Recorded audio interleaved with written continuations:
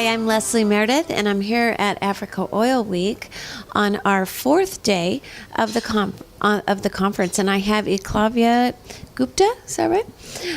With me from Platts in London, who hosted a breakfast this morning, talking about the Africa's role in OPEC. Yeah, so a lot of as you mentioned, it was on how Africa's presence in OPEC is growing.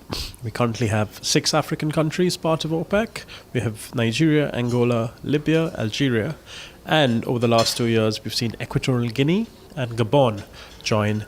And with increasing oil production coming from some of these countries and increased exploration and upstream in some new African countries like Uganda, Kenya and Cote d'Ivoire, there's a chance we might see this grow. And we've seen His Excellency, the Equatorial Guinea Oil Minister, he's taken a particularly passionate approach in trying to grow African unity within OPEC.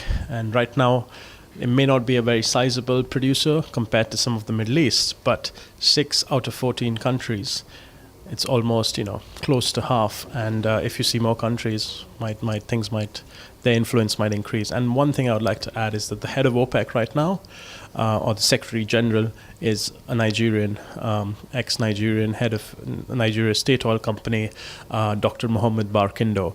And he's been sort of pivotal to the current OPEC and non-OPEC cuts. So we have seen that's another example of Africa's influence growing.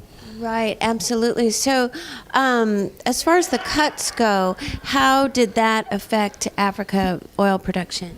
So it's a good question, because there were 2 countries that were allowed or were given exemptions on the deal, which were Nigeria and Libya, whose production had actually fallen dramatically before the deal came into place because of domestic issues. So in Nigeria, for example, crude oil production fell almost 40% because of renewed violence and sort of militancy in the oil-rich Niger Delta. Things have now improved. Their production is still not close to full capacity, but it's getting there.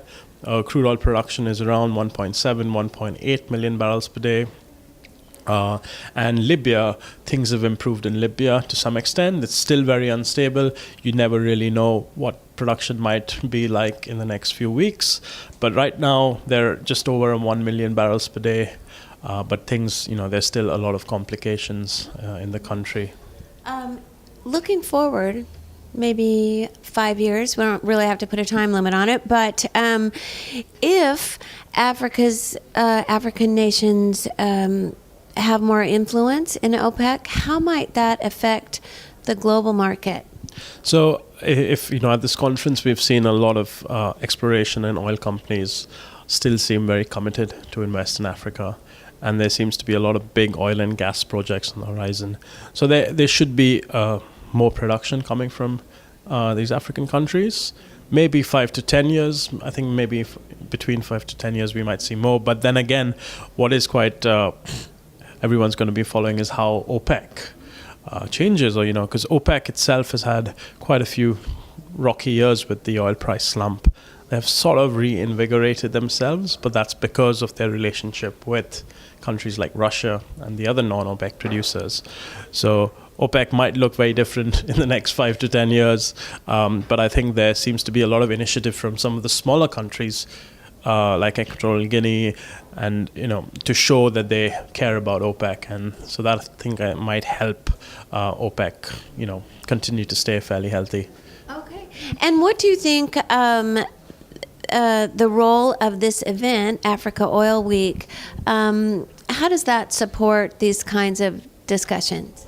Yeah, no, this is a very sort of good event for the industry, and it's also nice to see that with prices still, relatively low, there is a bit more enthusiasm and optimism, something I think which has been sort of lacking in the industry over the last couple of years. But I think maybe a sense of realism, but also sort of a sense of adventure means that there's many more projects than one thought were coming online, and we have few licensing rounds. It's also good to see a lot of African oil ministers here. And we also had the U.S.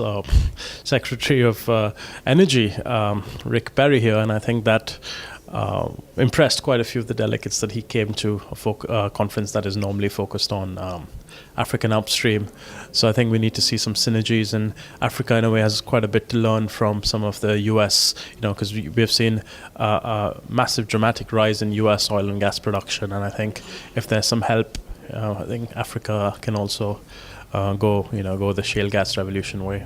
All right. Well, thank you so much for all of that information. We appreciate it. Thank you very much.